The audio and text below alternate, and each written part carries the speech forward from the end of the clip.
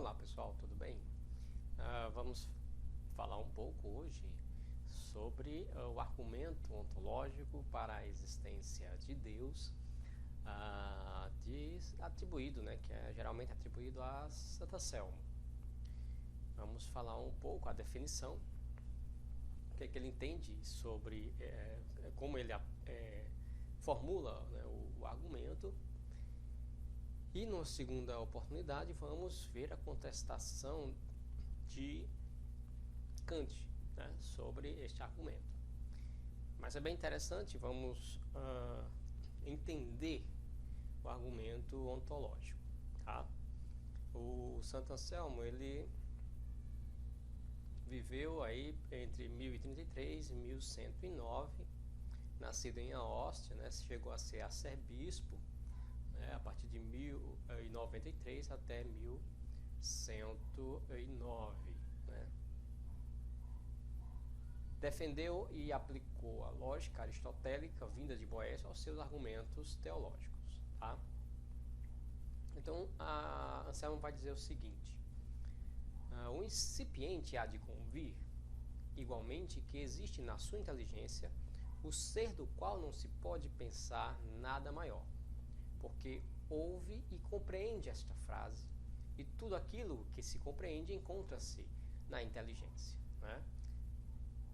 Temos essas palavras de Anselmo, o seu argumento. Então ele vai argumentar em cima do conceito de Deus a partir desta proposição: o ser do qual não se pode pensar nada maior. É uma proposição, é uma frase, é uma oração teórica, certo? E por ser uma oração, ela é e teórica, ela é racional, já é em si racional. E se teorizamos e compreendemos isso, ao contrário de dizer palavras soltas, banana, casa, árvore, computador, então isso não quer dizer nada, mas quando unirmos os termos da frase e damos um sentido, estamos racionalizando, organizando na razão a proposição, e esta com sentido. O ser do qual não se pode pensar nada maior. Tudo aquilo que podemos pensar, quando sobrepomos esta oração, esta proposição, claro, remetendo ao conceito de Deus, fazendo essa referência ao conceito de um Deus, temos aí o conceito sobreposto a todas as coisas e dentro da razão. É um argumento analítico, né, na razão, a princípio. Né? Em princípio ele é analítico. E temos então que entender o ser do qual não se pode pensar nada maior. É diferente de dizer que não se pode pensar algo maior. Né? Inclusive ele vai defender isso depois, se contrapondo a um opositor seu. Mas não vamos tratar disso, vamos nos deter apenas no argumento. Então ele já nesse trecho que eu li, ele vai explicar no finalzinho aí que tudo aquilo que se compreende encontra-se na inteligência. Né?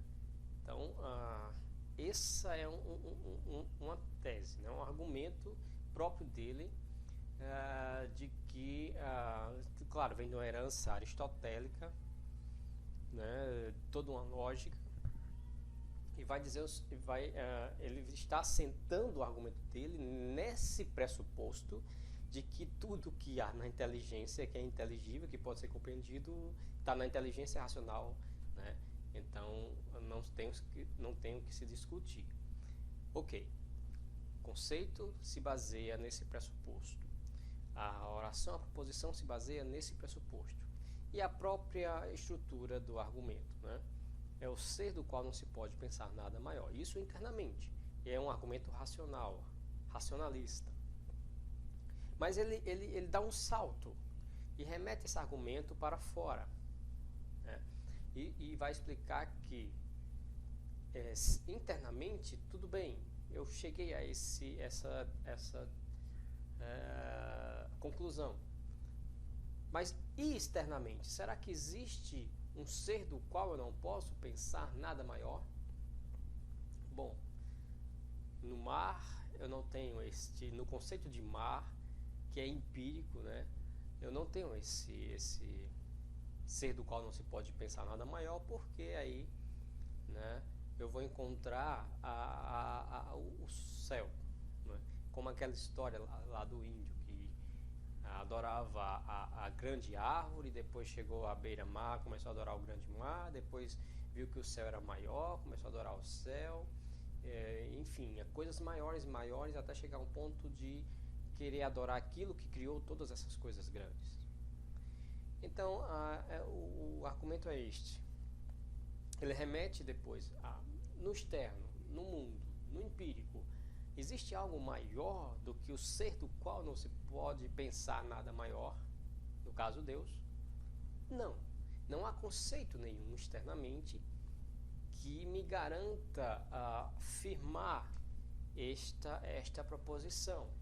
Logo, aí é um salto que se dá dentro do argumento. Então, a dedução, a conclusão dedutiva disso, né, é que depois vai ser complicado para Kant, e a gente vai ver isso aí bem detalhadamente. Mas, por enquanto, vamos nos deter na construção deste argumento, né, que inclusive é bem, até o próprio Kant diz que é bem estruturado, né, não se pode negar, mas que tem sua limitação. Enfim, o argumento chega a dizer que é necessário que este ser verdadeiramente exista. Por quê? Aí ele vai contra-argumentar o seguinte, que pensar um ser não existente é menor do que pensar um ser que existe.